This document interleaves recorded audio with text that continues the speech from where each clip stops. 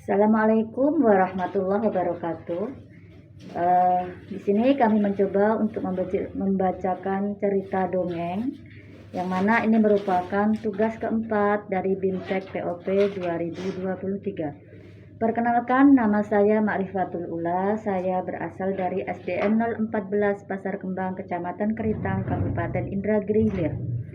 Cerita yang akan kami bacakan kali ini adalah tentang Putri Salju dan 7 kurcaci.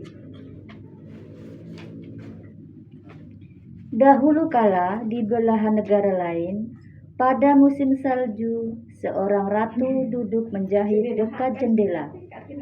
Ketika ia melihat keluar istana untuk melihat serpihan salju yang tertiup angin, tiba-tiba jarinya tertusuk jarum dan 3 titik darah telah menodai baju jahitannya. Ratu berkata, "Jika nanti aku punya anak, aku ingin seorang putri yang pipinya semerah darah, kulitnya seputih salju, dan rambutnya sehitam kayu ebon." Ajaib!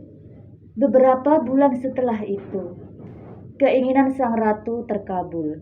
Ia mengandung dan kemudian melahirkan seorang putri cantik dengan pipi merah, kulit putih, dan berambut hitam pekat. Diberi nama Putri Salju. Namun sungguh malang nasib Putri Salju. Ibunya tidak bisa menemani lama di dunia. Sang ratu meninggal dunia dan ayahnya menikah lagi. Ratu baru ini cantik, Ratu Elvira namanya, tetapi sifatnya penuh iri dan dengki, hanya mementingkan dirinya sendiri. Ratu Elvira memiliki benda yang sangat disayangi, yaitu sebuah cermin ajaib. Setiap hari sang Ratu Elvira akan selalu bertanya pada cerminnya, "Cermin kaca benggala, siapa wanita tercantik di dunia?" Cermin pun menjawab, "Oh Ratu, engkaulah wanita paling cantik di dunia ini." Putri Salju semakin hari makin besar dan makin cantik.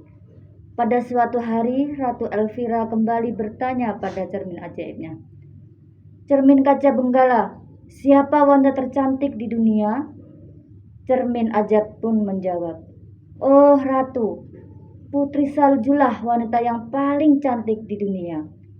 Seketika itu juga wajah Ratu Elvira cemberut, pucat dan marah.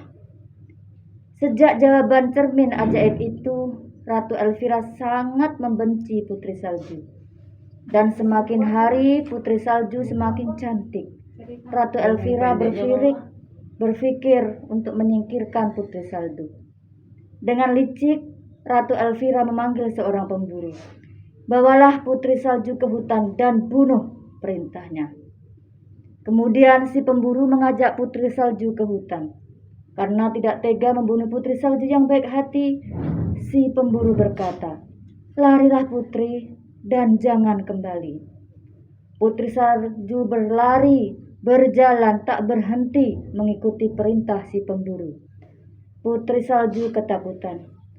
"Oh, kemana aku harus pergi?" Sambil menangis, Putri terus berjalan seorang diri.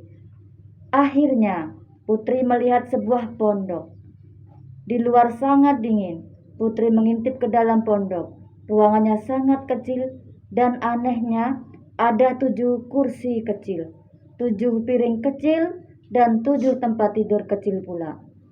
Karena tidak ada orang, Putri pun memberanikan diri masuk ke pondok. Karena letih, Putri tertidur di salah satu ranjang kecil. Tak lama kemudian datanglah 7 kurcaci, si pemilik pondok. Ternyata mereka seharian bekerja di tambang. Seorang kurcaci menyalakan 7 lilin dan terkejut melihat ada seorang putri tertidur di ranjangnya. "Astaga, ada orang di sini." Karena seruan kurcaci, Putri Salju terbangun dan 7 kurcaci mengerumuninya. "Cantik sekali gadis ini," kata mereka. "Kenapa engkau datang ke tengah hutan begini, anak manis?" tanya salah satu kurcaci dengan ramah. "Adakah sesuatu yang dapat kami lakukan untuk menolongmu?" Kemudian Putri Salju pun bercerita tentang ibunya Ratu Elvira yang jahat. Setelah bercerita, Putri Salju menangis karena sedih. "Cup, cup, cup, jangan menangis. Tinggallah di sini bersama kami," kata salah satu kurcaci. "Di sini engkau aman dari wanita jahat itu." Di istana, Ratu Elvira kembali bertanya pada cermin ajaibnya. "Cermin kaca benggala, siapa wanita tercantik di dunia?" Cermin ajaib pun menjawab, "Oh Ratu, Putri Saljulah wanita yang paling cantik di dunia. Di tengah rimba bersama 7 kurcaci, di sanalah Putri Salju berada." Sang ratu menjerit marah. Ia pun merencanakan rencana jahatnya kembali. Keesokan harinya, ke-7 kurcaci berangkat kerja. Putri Salju merapikan pondok sambil bersenandung. Tak lama kemudian, seorang nenek mengetuk pintu. Dialah Ratu Elvira yang menyamar sebagai nenek penjual keliling. "Lihatlah barang bagus ini, anakku," katanya sambil tertawa. Putri Salju terpesona. Ia membiarkan nenek itu mengikat pita merah jambu di lehernya. Tiba-tiba nenek itu mengetatkan ikatannya. Putri Salju tercekik dan jatuh ke tanah. Betapa terkejutnya kurcaci ketika pulang ke pondok selepas kerja. Melihat Putri Salju tergeletak hampir mati. Kurcaci melepas pita di lehernya dan Putri bisa bernapas lagi. Keesokan paginya, Putri Salju sudah sehat kembali. "Penjual itu adalah si ratu jahat," kata kurcaci. Sebelum berangkat, kurcaci berpesan, jangan membukakan pintu bagi orang-orang yang tidak dikenal. Panjang. Di istana, lagi-lagi cermin ajaib memberitahu bahwa Putri Salju belum mati. Ratu Elvira pun kembali menyamar, kali ini sebagai nenek ramah penjual sisir. Lagi-lagi Putri Salju hampir mati karena sisirnya beracun. Kurcaci geram, "Siapapun tidak boleh masuk rumah," kata mereka tegas. Ketika Ratu Elvira mengetahui bahwa ia gagal lagi, keesokan harinya kembali Ratu menyamar untuk membunuh Putri Salju. Dia membawa sekeranjang apel beracun. Pintu pondok diketuk. "Pintunya tidak perlu dibuka, anak manis. Tapi cobalah apel yang matang ini, rasanya segar dan nikmat sekali." Putri Salju tidak curiga dan mencoba menggigit apel tersebut. Sore harinya, kurcaci kembali menemukan Putri Salju telah tergolek di lantai. Segala usaha untuk menyelamatkan Putri Salju sia-sia. "Kita telah kehilangan gadis paling cantik di dunia," kata mereka. Sementara itu di istana, dengan angkuh Ratu Elvira bertanya pada cermin ajaib, "Cermin kaca benggala, siapa wanita tercantik di dunia?" Cermin pun menjawab, "Ratu Elvira wanita tercantik di dunia." Para kurcaci tidak bisa berpisah dengan Putri Salju. Pipinya yang merah darah, kulitnya seputih salju, dan rambutnya yang hitam seperti kayu ebon. Kurcaci membuatkan peti mati dari kaca dan dengan hati-hati membaringkan Putri Salju di dalamnya. Siang malam para kurcaci berjaga seolah-olah menemani sang putri yang sedang tidur. Pada suatu petang lewatlah pangeran muda. Begitu melihat Putri Salju, dia jatuh cinta.